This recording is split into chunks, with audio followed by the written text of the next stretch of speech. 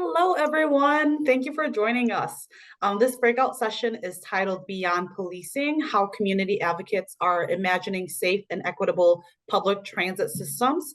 If you have questions for our presenters, please use the Q&A function on Zoom. Also, if you have any technical difficulties, please email info@mnjrc.org or text 612-361-3951. I'll also throw this in the chat. I'd like now to turn it over to our presenters who will introduce themselves before getting started.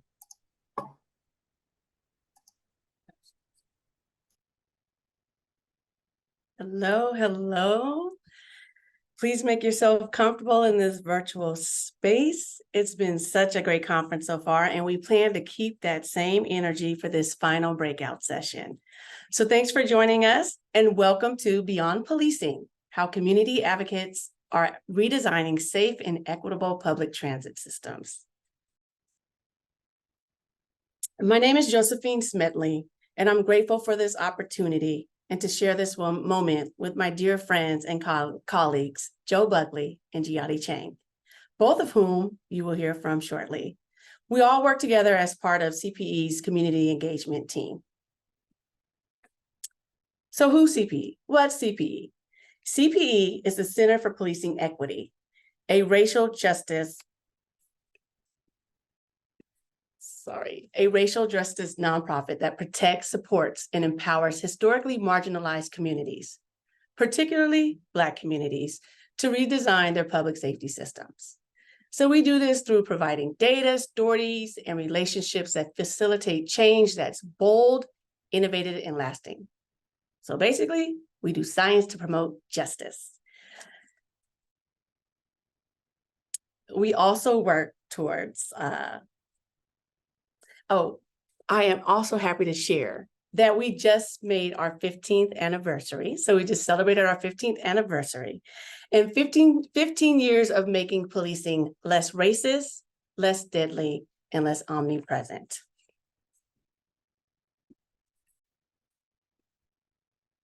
So how do we do it? We have a bold vision balancing two interrelated efforts. One, reducing harm, and two, redesigning public safety systems. So essentially, while we're working towards systemic change that is just and equitable, which we all know, it's a marathon and not a sprint. So while we're working towards while we're in this marathon, we're also looking at ways to improve things along the way. What can be done immediately to reduce harm? One example is changing policies to address racial disparities. My colleagues will be taking you on a deeper dive into our work with specific examples, one with work happening right here in Minnesota, and another with work taking place in Northern California, specifically the San Francisco Bay Area. Shout out to the Bay Area, that's where I'm from. But before we do, I'd like to take a quick moment to zoom in on redesigning public safety. What does it mean to redesign public safety? Well, we know public safety is more than just policing. And so redesigning requires reflection, collaboration, and innovation. We need a comprehensive assessment of communities' true safety and a reckoning with systemic injustices at play. And so through this definition, through this lens, I hope it brings a shared understanding as we learn and with that, I'd like to pass the mic to Giadi. Thank you, Josephine. As Josephine mentioned, our organization is committed to reducing the harm of existing institutions and imagining the systems that we need, those that make folks safe, healthy, and dignified. An example of reducing harm that I wanted to spotlight is reducing police-community contact by eliminating low-level traffic enforcement and enhancing data recording and reporting laws to track those trends. That's the goal of the driving equity legislation that we're pushing for right here in Minnesota. Traffic stops make up the vast majority of police community contact. Our belief is that by ending low-level enforcement, we can reduce the footprint of policing and reduce the harm and potential for harm to be done to Black communities and communities of color. And the other piece of that is the data. We believe that measuring that footprint is necessary to shrinking it. And if a story can convey someone's pain at the hands of police, the numbers can show that that story is all too common. And this is work that has started to happen around the country as well as right here in Minnesota. So looking briefly at the national landscape, there are 25 states that have laws that require law enforcement to record and report specific data points related to traffic stops. So the baseline of that is demographic information, so perceived racial group, gender and age of the individual stopped, the reason for the stop, the location of the stop, whether search was conducted and the type of search conducted, whether contraband was discovered, whether a citation or warning was issued, whether an arrest was made, and if so, the crime they were charged with, and whether and what type of force was used. And as I mentioned, data is a powerful tool to track and reduce the footprint of policing and open the door for non-police safety solutions. That's something that Minnesota still has to do, require data collection on these types of police stops. And in terms of ending low-level enforcement, Virginia, Oregon, and many municipalities across the country have already passed bills, and there are similar bills on the table in many other states. There was actually a bill introduced last session in Minnesota to do that, but it didn't pass, so we're trying again this year. And this is legislation that has the potential to save lives. As I mentioned, traffic stops are the leading cause of public contact with law enforcement and disproportionately affect Black and brown drivers. These stops can be inconvenient at best and can create tragedies at worst. And we're all too familiar with those. Both Dante Wright and Philando Castile were originally stopped for equipment violations, and they were stopped dozens of times in their lifetime for minor violations. The data shows that these low-level violations also have little to no impact on road safety. In Connecticut, for example, there were over 24,000 stops for a single broken headlight. But a single broken headlight contributed to just 0.1% of crashes in the state. We don't have this data in Minnesota. Again, that underscores the need for data reporting laws. But these trends are consistent across the country.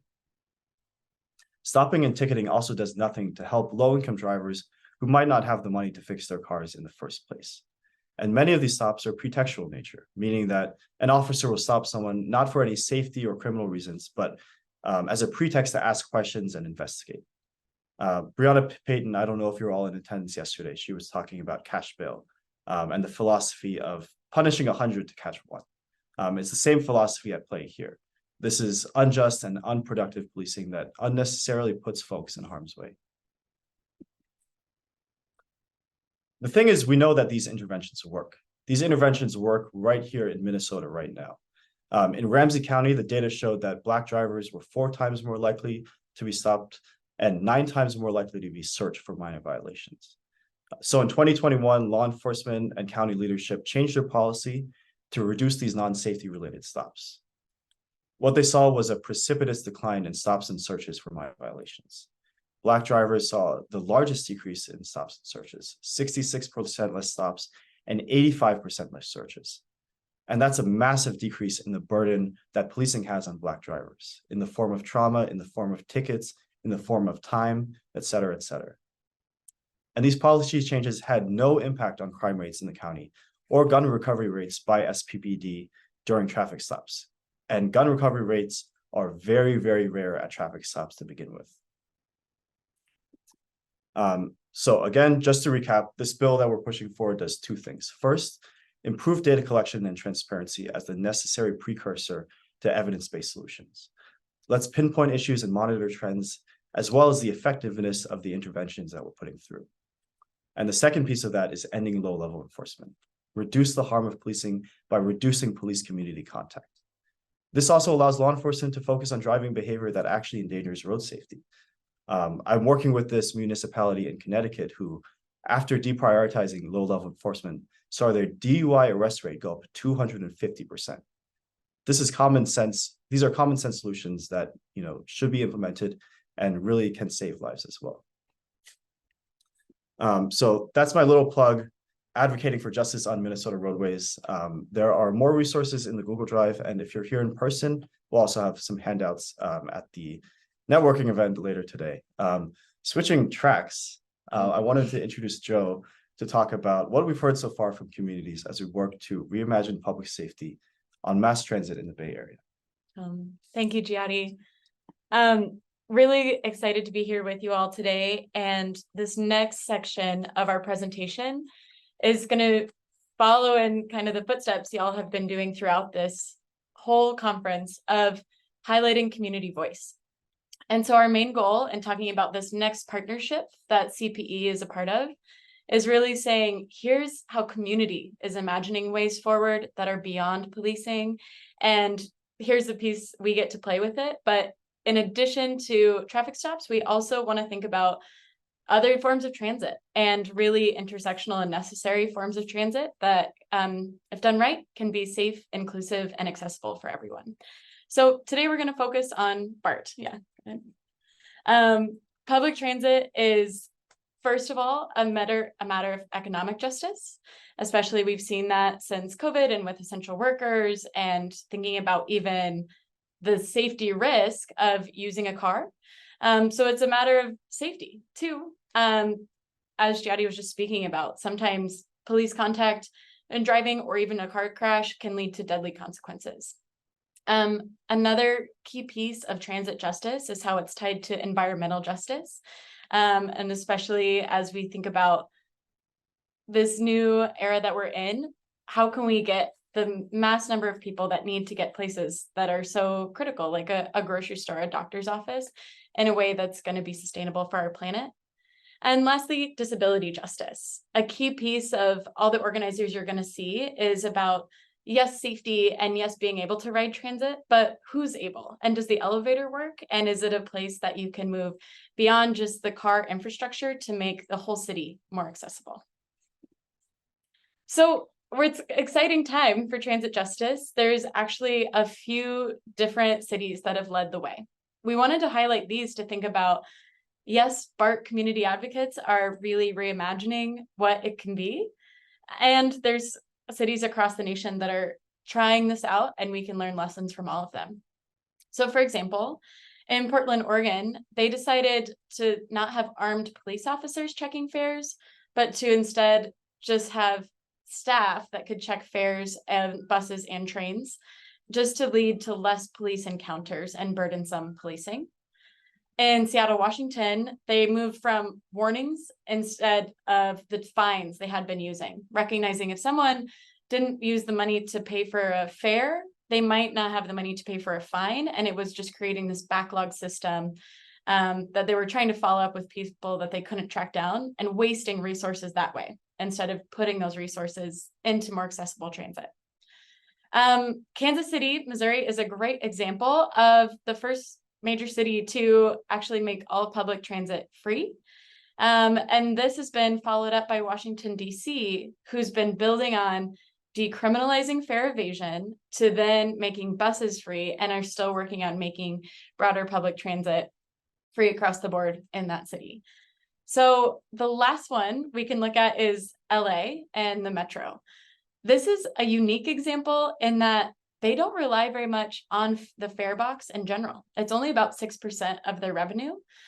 So with COVID, starting in March 2020, they decided to stop collecting fares and not worry about the fare box at all. And for 22 months, it was completely free. Now they've actually bounced back from COVID better than any other transit in the entire country. They have about 80% of ridership recovered, compared to like BART will see has not been able to recover that much of ridership and is so dependent on fares that it actually is creating a longer term harm because they're not recovering that money in the same way. So CPE is so lucky to be able to partner with BART, and our partner in this work is the Office of the Independent Police Auditor. I want to make sure that we say this work here is really coming out of a tragedy, and hopefully the work we're doing and all the community is doing is honoring. Oscar Grant was a young man who was killed at just 22 years old by BART police on New Year's Day in 2009.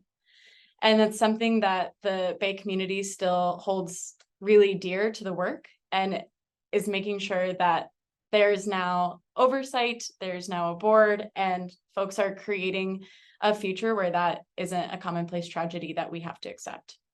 You can also see from this map BART is a huge transit system. It reaches far out into the suburb areas, but also right into the heart of San Francisco and connects to multiple airports. So it has potential to really connect lots of folks, and it could be a really safe infrastructure if we do it right moving forward.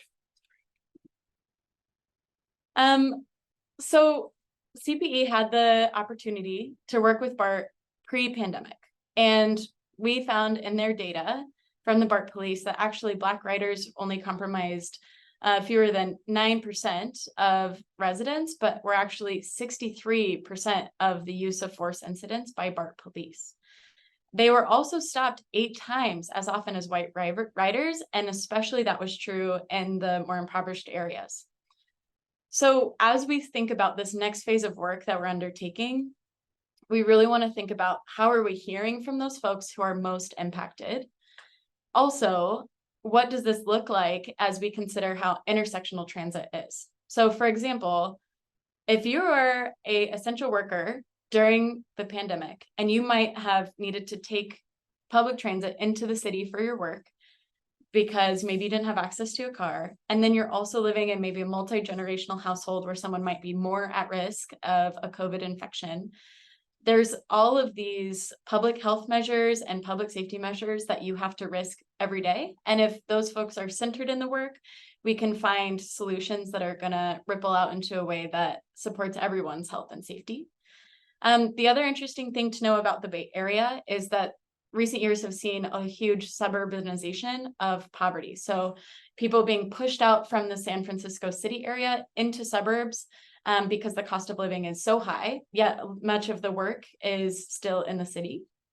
And there is still BART police that do offer, do cite people with tickets and do incarcerate folks. And so there is this cycle of incarceration that's enforced by maybe you didn't pay your $4 fare, and that can escalate up to a misdemeanor citation, or it is really convoluted together in the media that fare evasion and crime go together, which is not necessarily true in the data, but something that is very much part of the context we're seeing. So today we have 3 videos for you of actual community voices who are going to give you more context about this and let you know how they're imagining a way forward. The first group we want to start with is Telegraph for the People. It's a UC Berkeley student organization. Telegraph is a main street in Berkeley, and they're working to make it a pedestrian-only street. This work obviously is so intersectional with all of transit and creating other safe pedestrian areas. So I'll let them introduce themselves now. Hi, thank you so much for your time. My name is Lindsay Damashek. I am president of Telegraph for People. Hi, I'm Bryce Miller. I'm vice president of Telegraph for People. And I'm Chloe Park. I'm co-external affairs. So just a quick overview. Telegraph for People is a student-run transportation advocacy organization here at UC Berkeley. Our main goal is to make Telegraph Avenue car-free, but we're also involved a lot in other transportation and advocacy projects. And today we're going to be talking about the current BART policing and fare evasion. All right, so first, like Lindsay said, we're going to be talking about BART policing and fare evasion. And that all ties to decreased ridership. It's no secret that after the pandemic, ridership on BART fell pretty drastically. This is a result of more online work, less commuters. And in our opinion, online work is something that's here to stay. It's being more and more implemented into our modern work model. And it would maybe be in BART's best interest to shift their target demographic to community-oriented groups, people that are already riding BART but maybe can't afford the increased fares. Yeah, we know that since the pandemic, BART hasn't recovered, that their ridership is at 40% of what it was pre-COVID rates. And we know that BART's system was kind of designed around commuters, around white commuters. And we know that BART is expensive because they use fare box recovery. And a typical, for me personally, coming from downtown Berkeley to just like the Embarcadero station or Powell station, it's around $4. And coming back is another $4. And for me as a student, $8 just to get into the city is expensive. So I can't imagine what low income people have to pay. And also, there's a lot of inequity concerns around BART. There's a lot, we know from the data that there's a lot of problems with policing. And we know that this project, which is estimated to be around $90 million for increasing their fare evasion system and to implement these gates, is targeting Black and Brown communities. Their first project is going to be built at West Oakland's BART station, which is a very diverse BART station and a very diverse area. And just imagine what BART could implement with $90 million.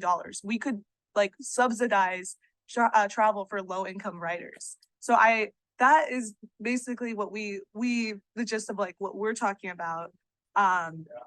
We also know that Black passengers are stopped at a higher rate than white passengers, estimated 8 times more than white passengers, estimated that they're 15 times more likely to experience use of force by BART police than white riders.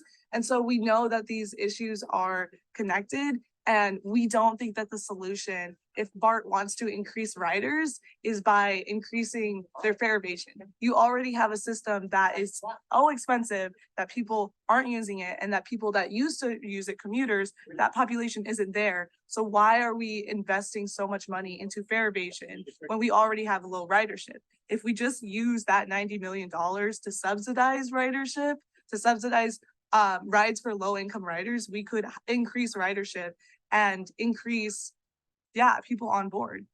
And like the reason that increasing ridership is so important to safety is because people feel safer when there's more people on board. If there's one sketchy person and you're the only other person on board, you're not going to feel as safe as if there's a whole crowded BART train. So there's safety in numbers. Yeah. Increasing police presence and gate hardening can be a huge deterrent for marginalized communities and low-income folks for riding BART. And we know that ridership is super important to safety on BART. Some tangible ways that BART can increase ridership is by doing these fare-free days and fare-free months, possibly, because we know that there is data that shows that reducing fares increases ridership. We know that by subsidizing, if BART were to subsidize ridership or rides for low-income residents, that would be a huge incentive for them to take BART. Many of those people are already using BART every day, and that's a cost that they really can't afford. Most of those people don't own cars, and the only way that they can get around is by using transit. We also know with the Bay Pass that was rolled out, in which UC Berkeley is one of the recipients, where 1 in 3 undergrads and 1 in 4 graduate students got like addition to their Clipper card, they got Bay Pass. So all the 27 agencies in the Bay Area were like effectively free for 2 years. We know that there's been an increase in ridership on BART because of that, because if you decrease, or if you have a fare-free rides, that more and more people are going to use it and take advantage of it. And as Bryce was saying, like, if we increase police presence, if we do gate hardening, especially in an area, as we talked about at West Oakland, and the history of redlining there, and the history of police presence and discrimination, that's also going to be a determinant for marginalized folks who rely on transit every day. They're not going to take transit if they feel like they're at risk of being brutalized. And so this is a real reality that BART needs to consider. We really think that BART should reinvest that money into communities, to doing community outreach, to working with students, to working with people that depend on BART, and not just throwing money at an issue, throwing away money. Because if you increase police, as we've seen with their increase of police, ridership is still not up. They've increased the police budget. Is ridership up in BART? No. So these strategies are not working. That like increasing police and fare evasion tactics are not going to increase riders. What we need to do is we need to subsidize these expensive costs. We need to look at a different model than fare box recovery, and we need to really work on community building. So to sum up what we've been saying, and to answer the question on how to increase safety, it seems like the biggest threat to safety as of now, or one of the biggest, is the massive police presence that's at our BART stations and on our trains. So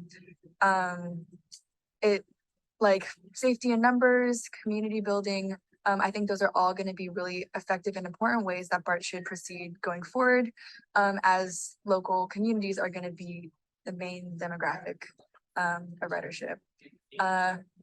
that's pretty much it. Thank you so much for your time, and yeah, let us know if you need anything else. Thank you. Thank you. Hi, thank you so much for your time. My name is Lindsay Damashek. I am president of Telegraph for People. Hi, I'm Hi, thank you so much. Oh. All right, there we go.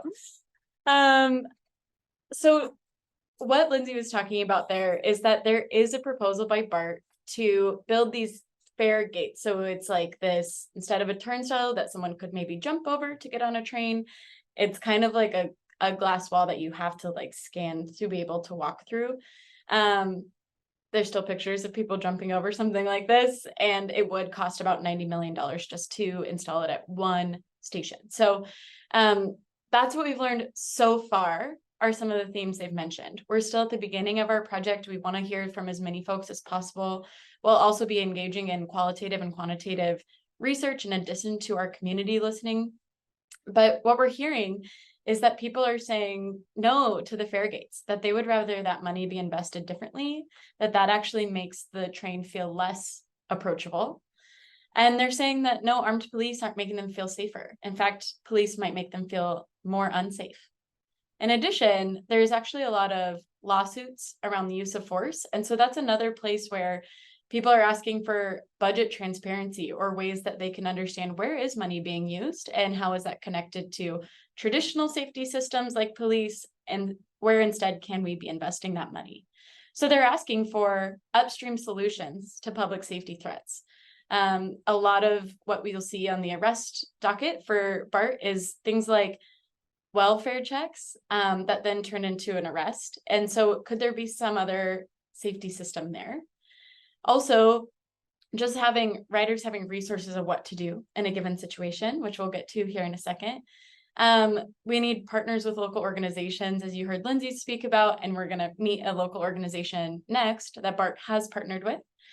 And just a sense of safety through community and familiarity. If it is a thing that everyone rides and you're used to riding it, you might feel more safe there than if it's a foreign experience to you. So what a lot of community organizations that we've talked to so far are asking for now is that BART be tax funded. Like so many of our other things that people can use, the library, the public roads that they're using for their cars, those are tax funded. And so asking that the most accessible form of transportation for both folks with disabilities and low income folks also be tax funded. Also, budget transparency, more safety ambassadors, which is a team of folks on BART that are non-armed responders to try to address the upstream safety threats and try to address things like homelessness. They are asking for this uncoupling, as you heard, of fare evasion and maybe jumping a turnstile being separate than crime, and that those two aren't necessarily related, even though they're being conflated together in a lot of media. And so lastly, folks are trying to build community partnerships to craft these solutions and kind of imagine and design that way forward. What we're going to hear next from is the Betty Ono Foundation, which is one of the organizations involved with the Not One More Girl campaign. So Maud in this video will introduce Not One More Girl, but what you need to know about it is it's a bystander intervention program where you can have a card that says kind of, I've got you, you've got me, and they're trying to build safety in a way that we keep us safe instead of relying on a police who may or may not be on the train at that time or may or may not be the most helpful person to respond. Hello, everyone. I am Maud Alcorn, and I'm the Arts and Culture Project Manager of the Betty Ono Foundation. And today I'm here to talk about the Not One More Girl campaign. This initiative was created in 2020 as a partnership with Alliance for Girls, Betty Ono, Black Girls Brilliance, Unity Council, and BART to reimagine safety for riders and address sexual harassment and gender-based violence on BART, the 5th largest public transit system in the country. Not One More Girl was sparked by the powerful work of Alliance for Girls, whose 2019 participatory research and report, Together We Rise, alongside 3 other research initiatives, revealed that girls in gender-expansive Bay Area youth of color frequently feel unsafe and are disproportionately targeted in incidents of sexual assault and gender-based violence on public transportation. Phase 1 of the initiative included a 12-point gender equity action plan with art and police change that was supported by the BART board in a February 2020 resolution. This is the first Bay Area initiative, and possibly the first in the country, to address sexual harassment and gender-based violence on public transportation, initiated and led by Black and Latinx youth, artists, and community advocates, as well as the first to be embraced, funded, and adopted by a transit agency working outside of the traditional structure of police to ensure riders have access to community options and to reimagine safety. Safety is everyone's responsibility, and we need to take a proactive approach to preventing violence rather than a sole focus on reporting tools when an assault occurs, which places the onus on those impacted by violence to look out for themselves, when truly we want to look out for each other. Now I will present to you the artwork done by our artist, Safi Kalasari Regalado, in creating these beautiful images. As the second phase of the Not One More Girl initiative, Our Story of Courage focuses on the experience of the bystander who witnesses harm being done to someone on BART and encourage them to step into their power to enact community care. Safi took real Bay Area BIPOC youth onto the BART trains and created photos that then became reference points for this beautiful artwork. She hand drew all of this artwork in a great comic book style and was assisted by Mike Nichols in creative direction to create this beautiful color palette that has popped on BART trains in real life. This initiative has been a joy to work on, as I am from Oakland, California, where Betty Ono, the foundation, is headquartered and works out of on a regular basis. We have created something so beautiful with the artwork from Safi Calzari Regato, creative direction by Mike Nichols, and just the foresight of what this campaign could be by our CEO, Anika Howard. All photos that you see are by Bethany Hines and Amy Osborne and depict various youth, artists, community members that worked on this campaign. And it also features the I Got You, You Got Us cards that were created by Betty Ono's Art and Civic Engagement Youth Fellows as a way for people riding BART trains in any kind of public transportation to discreetly let someone know that they are being harassed, or if they see someone being harassed, letting them know, I got you. These are some of the tangible tools that have been put in place on a BART trains, platforms, and with station agents so that we can help to keep our community safe, but most importantly, to help to keep our gender expansive youth empowered and safe as well. This campaign was brought to light not only by the beautiful images by Safi and the creative direction by Mike Nichols, but also by our Art and Civic Engagement Youth Fellows who came together to create something as beautiful as the bystander intervention cards. Bystander intervention is about centering the impacted person, their feelings, their experience, and their needs. Everyone has a right to move freely and safely. Our Story of Courage focuses on these experiences of the bystander so that we can all feel empowered, stand in our power, and be sure to look out for one another. When we put forward solutions for community safety based on the input and lived experiences of BIPOC gender expansive youth, which includes cis girls, trans girls, non-binary youth, gender non-conforming youth, genderqueer youth, and any girl identified youth, our communities are stronger and safer for everyone. It is vital that we strive to serve the communities that rely on us most, who face barriers to accessing safe transportation. Our Story of Courage embraces a community care to transform the culture of ridership and safety. You can learn more about this initiative at bettyono.com and at bart.gov/notonemoregirl. I have had the pleasure of being able to be a part of this initiative and presenting it to you all today. And I hope that you take all that you have seen and move forward even more with understanding how important it is to create a safer public transit system in the Bay Area and all over the country. Thank you so much.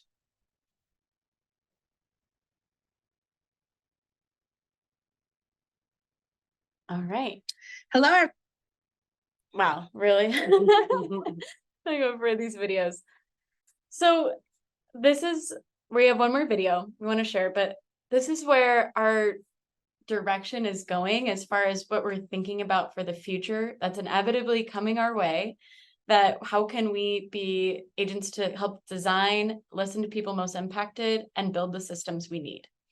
Liberatory imagination is a term often used in Afrofuturism that we have kind of broken down here of all the ways the community is already bringing in that future that they need and deserve.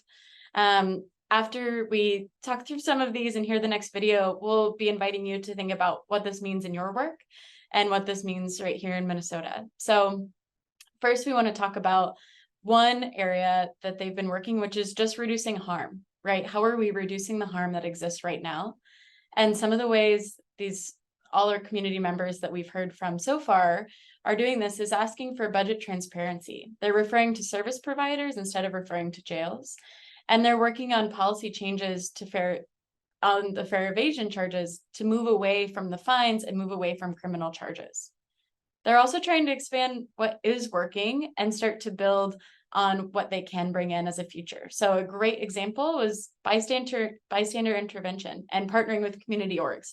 Both of those included in the example from Betty Ono that we just heard. They're asking for more data to understand who's really being impacted.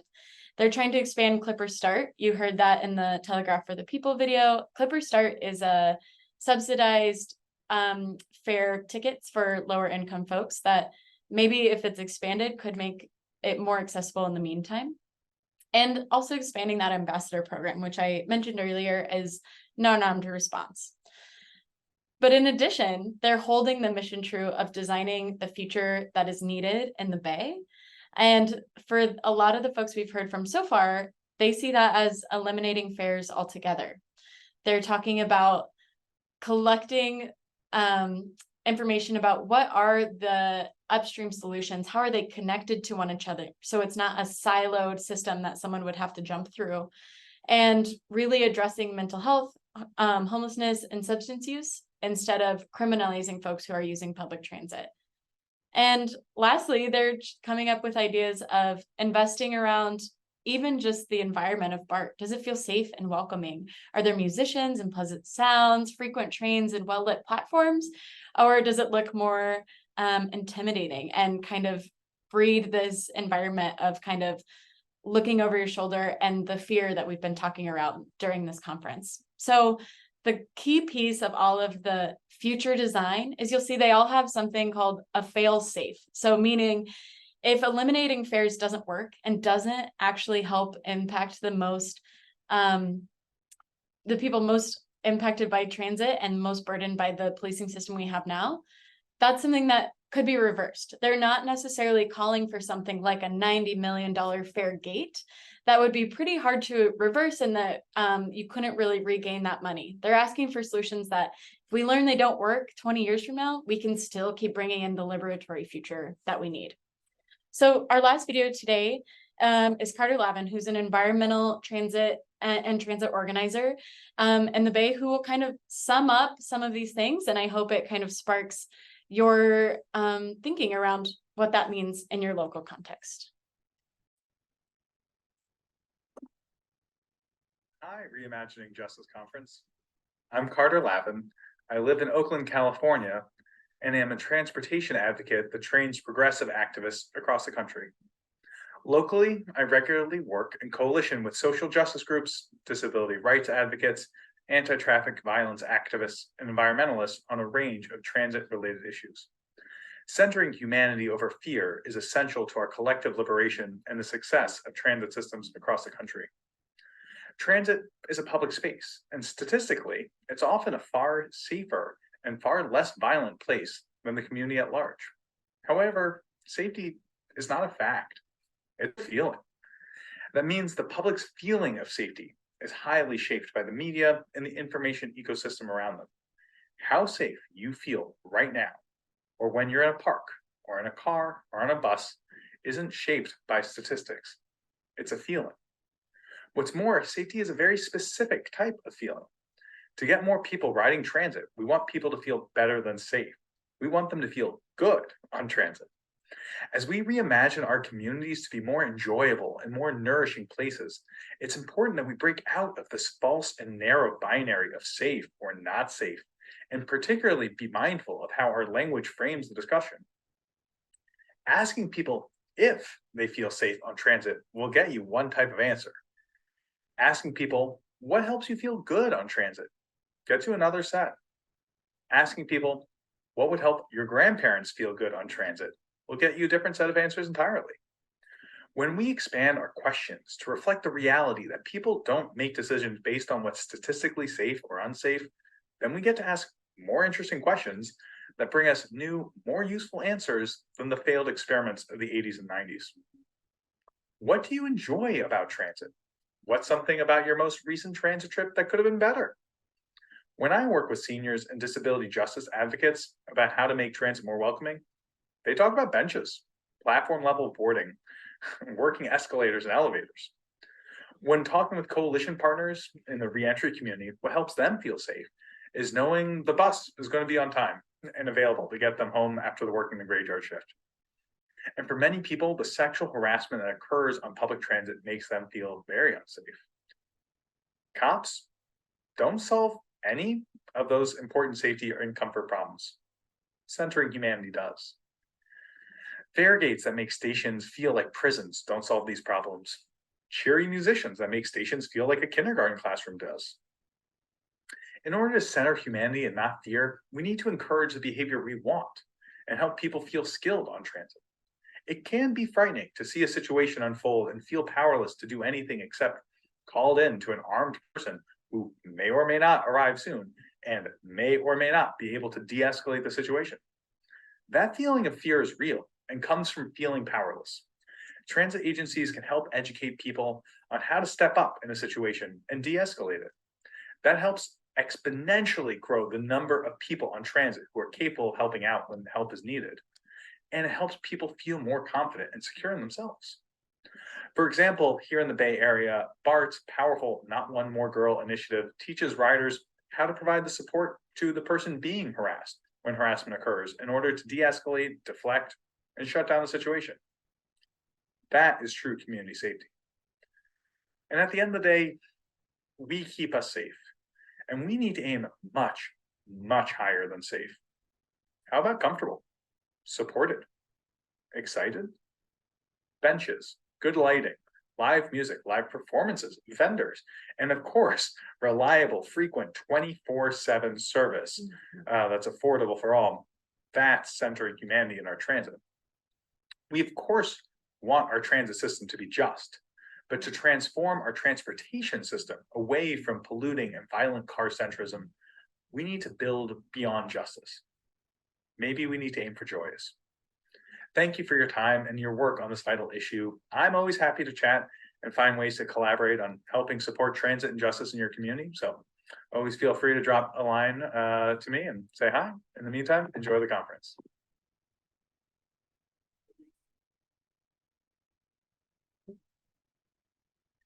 So before I pass it back to Josephine, I just wanted to remind you that our slide deck is uploaded to the Google Drive. If you'd like to zoom into some of those Betty Ono pictures of the Not One More Girl campaign or use the QR code to find Carter's contact information, all of that is available in the Google Drive. But I will go ahead and pass it to Josephine. Yes, thank you. Thanks for sharing, Giadi and Joe. So one of the key themes we've been hearing throughout the conference is imagine, reimagine. So in that space, how I would like to take this time for us to reflect, and based on everything we just learned in this session together, as well as your knowledge and expertise here in Minnesota, imagining a new way forward. So what does this mean for how we redesign safety in our local context? And who would be key to bring into this conversation, and how we could create more safe and equitable public transit systems? Now, it is my understanding Minnesota has some big wins when it comes to public transit systems, particularly the TRIP, which is the Transit Rider Investment Program, essentially reducing the footprint of policing and increasing safety ambassadors. So Feel free, we'll be checking the Q&A. I believe that's where we go, but feel free, you are more than welcome to share your thoughts on these questions that we have on the screen, share thoughts in general about anything that came to you during our time together, or if you have questions for us, feel free to drop them in that Q&A and we'll check that. And then also one question that's not on here that's listed that I would like to pose is reflecting back on the question earlier when we came into the transit conversation. And that is, why transit? Just curious to know, why does transit matter to you? So just gonna see if anything pops up in that Q&A or in the chat. And while we're waiting, I don't mind, and that's fine if you don't have anything at this time. It's definitely questions to continue to think about and consider. But I know transit for me is important because, and then Joe and Gianni, feel free to chime in and share if you're comfortable with that. I don't ride transit every day, but it's important to me to have a choice to do so when I would like to. And also, and that feels good because transit makes our lives better. And when I choose to do transit, it's because it's making my life better. I want to make it easy, seamless. And so I want to have a good time and enjoy and be safe on transit. And also as a parent, I have a younger daughter that's getting into wanting to go out and do her own things. And if she happens to get on public transportation, I want her to be safe. I want to see her come home and also have an enjoyable moment while on transit. So that's why it's important for me. And then also, as we mentioned earlier, silos. This is not their issue or everyday rider issues, but understanding that people are dependent on transit every day. Knowing this, it's a us issue. So I want to be involved and support that as well. So that is why transit matters to me.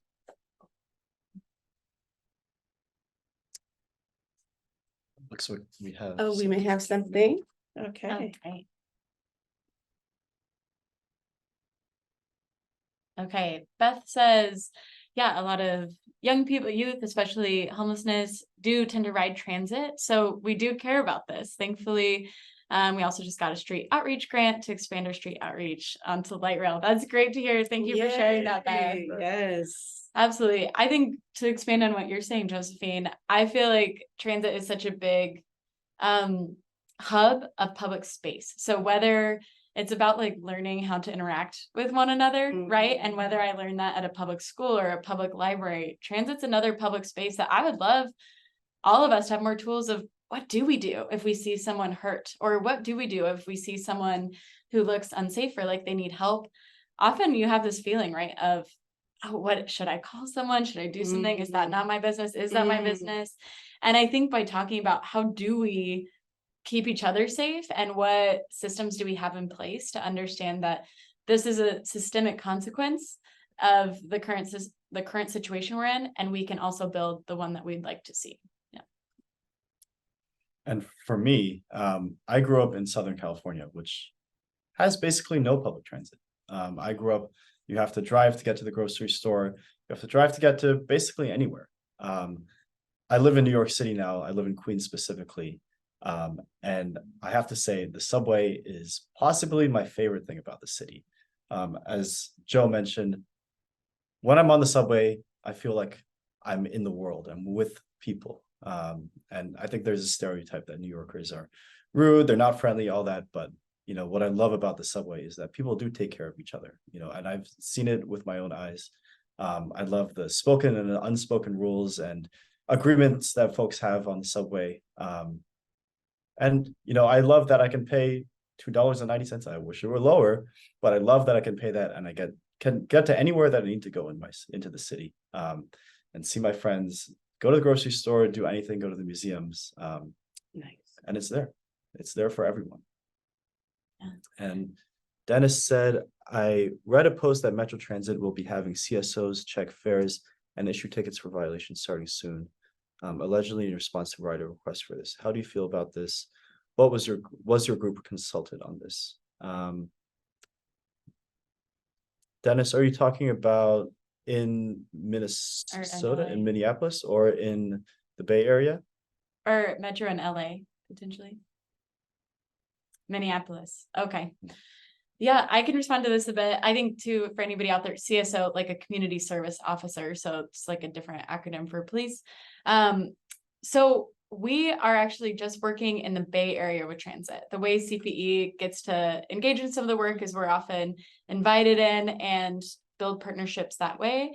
I would definitely be curious to hear more from you of if you could say, like especially this afternoon, potentially, if we could sit down and talk, because we weren't consulted, but we're not from Minnesota, right? And so I think if there are ways that we could support, we could talk about the data, we could talk about what the impact on community might be and what else we're finding in the literature. We'd love to chat more. So yeah, I hadn't seen that they would be issuing fares and tickets, but that does track with what happens a lot around the country. So thank you for sharing that. And I think the little bit that I did get a chance to read about the safety ambassadors will be the ones checking the fares and ticketing, and the approach would be that police no longer do it. The safety ambassadors will, but then also provide education around the programs for that support. What am I thinking of? Low income, if you qualify for low income. So education around the programs that Metro has to support that, to help you be able to afford an affordable fare. And then also linking folks to social services. So instead of the police doing that, they're hiring a new group of folks to do that are not uniformed police officers, sworn in police officers. So.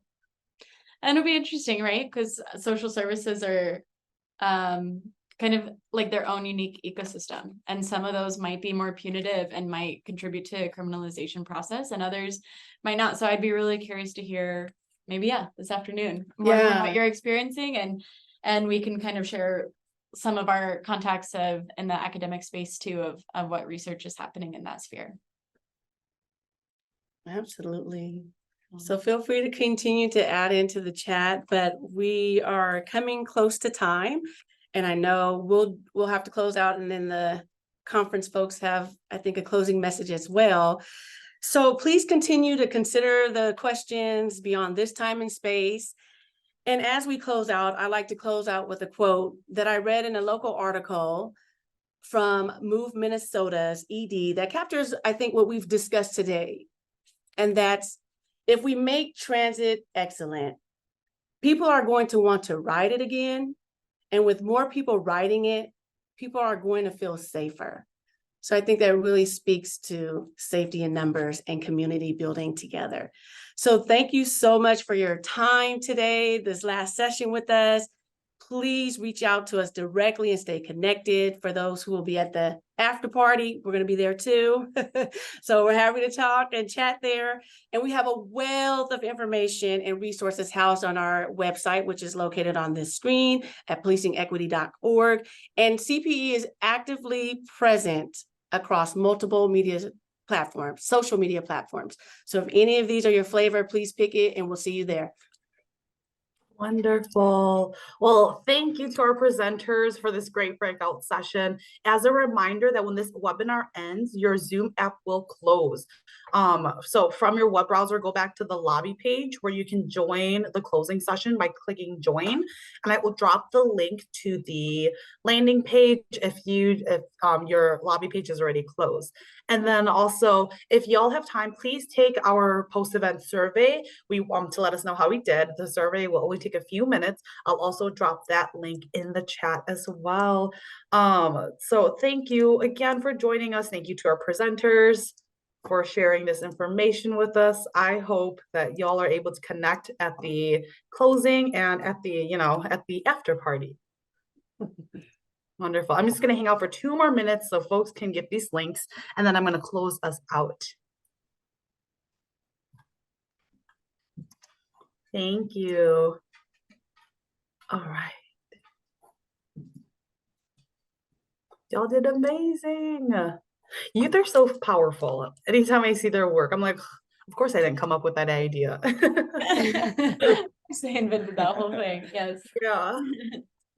Okay, I'm gonna close us out. Thank you. Thank you. All right, thank y'all.